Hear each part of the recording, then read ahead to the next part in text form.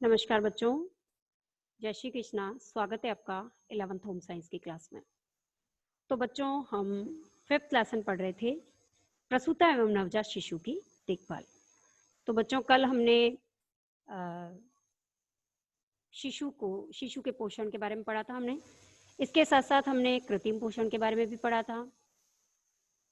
Formula दूध किस प्रकार से तैयार करते हैं इसके बारे में भी हमने पढ़ा। किस प्रकार से जो है कृत्रिम रूप से हम बच्चे को जो है दूध पिला सकते हैं, इसकी विधियों के बारे में भी हमने अध्ययन किया। इसके साथ साथ बच्चों की शिशु की जो है मालिश किस प्रकार से की जाती है, शिशु को स्नान किस प्रकार से कराया जाता है, शिशु किस प्रकार से तैयार किया जाता है ना। और इसके साथ साथ शिशु के मल मूत्र विसर्जन के बारे में भी हमने अध्ययन किया था। तो चलते हैं बच्चों आगे। देखो बच्चों, कल हमने चर्चा की थी कि नवजात शिशु जो होता है कम से कम जो है 24 में से 22 घंटे तो सोता ही रहता है। वो जागता कब है? या तो वो मल मूत्र विसर्जन करता है तभी वो जागता है, या फिर उसे भूख लगती है, भूखा होता है तो वो ठीक ढंग से नहीं सो पाता तो वो जागता है ना। अब जब वो छोटा होता है 6 महीने तक तो जो नवजात शिशु होता है इसको जो है मल मूत्र विसर्जन का भान नहीं रहता, तथा वो कभी भी जो है मल मूत्र विसर्जन कर देता है। अब लेकिन क्या होता है कि जो प्रसूता महिला होती है, जो माता होती है, उसे अपने बच्चे की मलमूत्र विसर्जन का समय जो होता है वो मालूम चल जाता है। कुछ ही दिनों में जो है उसे अनुभव हो जाता है कि मेरा बच्चा जो है इस समय मलमूत्र विसर्जन करता है। उसके अकॉर्डिंग वो अपने बच्चे को हैंडल करती है। कल मैंने बताया था आपको। अब लेकिन जब बच्चा 6 महीने का हो जाता है, तो जब बच्चा 6 महीने का हो जाता है तो उसके बाद जब वो बैठने लग जाता है, इसकी मसल्स जो है ठीक ढंग से विकसित हो जाती है, तो उसके बाद जो है बच्चे को हम जो है, तब तो हम बिस्तर में नहीं पॉटी कराएंगे ना उसको, है ना, नैपी में नहीं कराएंगे ना। फिर हम उसकी धीरे धीरे आदत डालते हैं। अब हम उसको, जब वो बैठने लग जाता है, उसकी मसल्स का विकास ठीक ढंग से हो जाता है ना, और तब हम उसे जो है पॉट के अंदर, बच्चों की पॉटी आती है छोटी, उस पॉटी के ऊपर उसको बिठा करके, और उसको पॉट के ऊपर बिठा करके हम उसको जो है मल विसर्जन करा सकते हैं। अब ध्यान देना है उस समय कि जब हम उसको मल विसर्जन के लिए बिठाएं तो उस समय हम उसे पकड़ कर बैठें, हम इधर उधर ना जाएं, क्योंकि बच्चा भी छोटा है, उसे भय भी रहता है ना, तो वो गिर भी सकता है पॉट से नीचे। तो हमें जब तक वो पूर्ण रूप से अच्छे से मल विसर्जन ना कर ले, तब तक हमें उसके पास बैठना है, उसको पकड़ के बैठना है ना। और मल विसर्जन करने के बाद हमें उसे जो है वहां से हटना है, उसे वॉश करना है, और वॉश करके फिर बच्चे को वहां से हटाना है, और फिर पॉट को भी साफ करना है ना। तो हमें ये चीज भी ध्यान रखनी है। जैसे ही बच्चा 6 महीने के बाद बैठने लग जाता है, और उसके बाद हम जो है बच्चे को पॉट में बिठाना शुरू कर दें, उसकी एक अच्छी आदत डाल दें, उसका एक टाइमिंग फिक्स कर दें, ताकि वो जो है अच्छे से मल विसर्जन कर ले। सुबह सुबह ही उसको दूध पिलाने के बाद बिठा दे पॉट में, तो वो ऑटोमेटिक उसकी हैबिट बन जाएगी। आप जैसी हैबिट डालोगी बच्चे की, वैसी हैबिट बन जाती है, और फिर वो मल विसर्जन कर लेता है सुबह सुबह, है ना। और एक ही बार जब वो मल विसर्जन करता है तो अच्छे से उसको करने की हैबिट डालें, ताकि वो बार बार ना करे, आप भी परेशान ना हो और बच्चा भी परेशान ना हो। अब इसके बाद ध्यान देना है कि बच्चे को विश्राम और निद्रा की अभी मैंने चर्चा की थी कि 22 घंटे तो बच्चा सोता है, सिर्फ 2 घंटे ही जागता है। लेकिन जैसे जैसे बच्चा बड़ा होता है, जैसे जैसे बच्चा बड़ा होगा, वैसे वैसे उसका निद्रा काल कम हो जाता है। अब उसे नींद जो है धीरे धीरे उसकी कम हो जाती है, उसके आवर्स जो होते हैं नींद के वो कम हो जाते हैं। तो जब नींद के आवर्स कम हो जाते हैं तो एक तो बच्चा बड़ा होता है इसलिए नींद के आवर्स कम होते हैं, लेकिन और भी कई कारण हो सकते हैं जिसके कारण उसकी नींद भंग हो रही हो, या बच्चा जो है ठीक ढंग से नहीं सो पा रहा हो।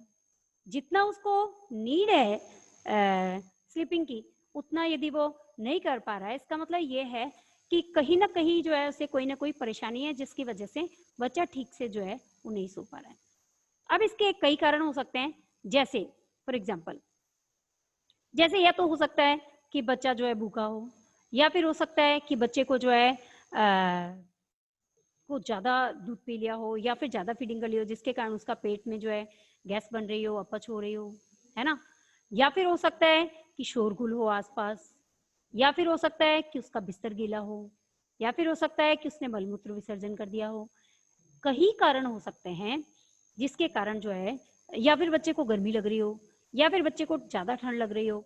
तो ये सभी कारण है जिसके कारण बच्चा जो है ठीक ढंग से नहीं सो पा रहा है, उसकी निद्रा में किसी प्रकार का भंग हो रहा है ना, उसकी निद्रा भंग हो रही है। इनके ये बहुत सारे कारण हो सकते हैं। तो हमें इन सभी कारणों की ओर ध्यान देना है और इन सभी कारणों को दूर करने का प्रयास करना है ना।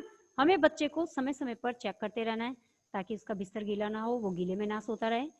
उसको फीडिंग कराते समय ध्यान देना, उसको पेट भर फीडिंग कराना है, भूखा ना रहे, उसको ज्यादा गर्मी ना लग रही हो, ज्यादा ठंड ना लग रही हो, ऐसा ना हो ऐसे बच्चे सोता रहे हम ध्यान भी ना दें, है ना। तो हमें उसकी निद्रा में किसी प्रकार का भंग ना हो या उसकी निद्रा डिस्टर्ब ना हो, उसकी नींद डिस्टर्ब ना हो, उसके लिए हमें जो है वो प्रयास करना चाहिए और बच्चे को कंफर्टेबल रखने का प्रयास करना चाहिए। इसके साथ यदि हम देखें कि गहरी निद्रा के लिए और क्या आवश्यक बातें हैं, तो गहरी निद्रा के लिए स्वच्छ और वायु युक्त कमरा होना चाहिए। जो प्रसूता का जो रूम है, शिशु का जो रूम है, वो स्वच्छ होना चाहिए, वायु युक्त होना चाहिए। जहां तक हो सके उसको जो है माता का ही दूध पिलाना चाहिए शिशु को, 1.5 साल तक कम से कम, है ना। 1.5 से 2 साल तक जो है शिशु को जो है माता का दूध ही पिलाना चाहिए, ऊपर की चीज कम से कम देनी चाहिए, है ना। और इसके साथ साथ उसको मानसिक शांति रखनी चाहिए, मानसिक शांति देनी चाहिए, है ना। शोर शराबा ज्यादा नहीं करना है, इसके रूम के पास हल्ला गुल्ला ज्यादा नहीं करना है ना। अब उसका बिस्तर भी उपयुक्त होना चाहिए। यदि बच्चे का बिस्तर उपयुक्त होगा तो बच्चा जो है वो, उसे नींद भी अच्छी आएगी, वो स्वस्थ भी रहेगा, उसका डेवलपमेंट भी अच्छा होगा, है ना, उसका विकास भी अच्छा होगा। यदि नींद नहीं आएगी तो उसके मस्तिष्क का विकास ही नहीं होगा, उसका शारीरिक और मानसिक विकास दोनों ही नहीं हो पाएंगे यदि उसको नींद जो है वो प्रॉपर नहीं आ रही है। तो उसके बिस्तर का भी हमें विशेष ध्यान रखना है। तो हम बिस्तर उसका कैसा बनाएं, उसका बिस्तर जो है सॉफ्ट होना चाहिए, मुलायम होना चाहिए, कोमल होना चाहिए, है ना। और इसके साथ साथ उसका बिस्तर गीला नहीं होना चाहिए बच्चे का, है ना। इसके साथ साथ स्वच्छ होना चाहिए, सॉफ्ट तो होना ही चाहिए, साथ साथ स्वच्छ भी होना चाहिए, है ना। ऐसा ना हो कि उसके बिस्तर में बार बार सुसु कर रहा है और वही उसी पे हम उसको सुला रहे हैं सुखा सुखा के, है ना। उसको हमें 2-3 उसके बिस्तर बनाने हैं ताकि एक धुल जाए, दूसरा लग जाए, दूसरा धुल जाए, तीसरा लग जाए, है ना। ताकि स्वच्छ बिस्तर उसका हो, सॉफ्ट हो, कोमल हो, मुलायम हो, है ना। और इसके साथ साथ उसको कंफर्टेबल नींद आए, उसके लिए हम जो है उसके लिए राई का तकिया बना सकते हैं गोल, है ना। उसका सिर गोल हो। जो शिशु जब जन्मता है तो बच्चा एक ही करवट सोता है तो उसका कभी सिर चपटा हो जाता है, इधर सो रहा है तो इधर ही सर लंबा हो जाएगा, इधर से सुलाएंगे तो इधर से लंबा हो जाएगा, चपटा हो जाता है, लंबा हो जाता है सिर। तो बच्चे के सिर को, शिशु के सिर को गोलाई देने के लिए हम क्या कर सकते हैं, राई का तकिया बना सकते हैं, है ना। हम गोल शेप का तकिया बनाएंगे, उसके अंदर राई भर देंगे।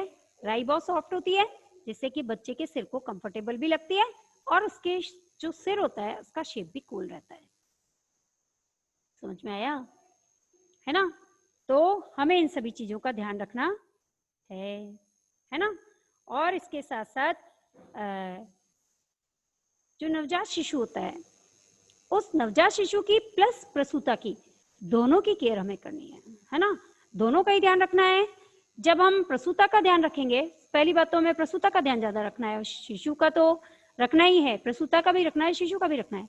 लेकिन जब हम प्रसूता का ध्यान अच्छे से रखेंगे तो प्रसूता जल्दी स्वस्थ हो जाएंगी, तो जितनी जल्दी वो स्वस्थ होंगी उतना ही अच्छे से वो अपने शिशु का ध्यान रख पाएगी, है ना। तो हमें दोनों का ही ध्यान रखना है।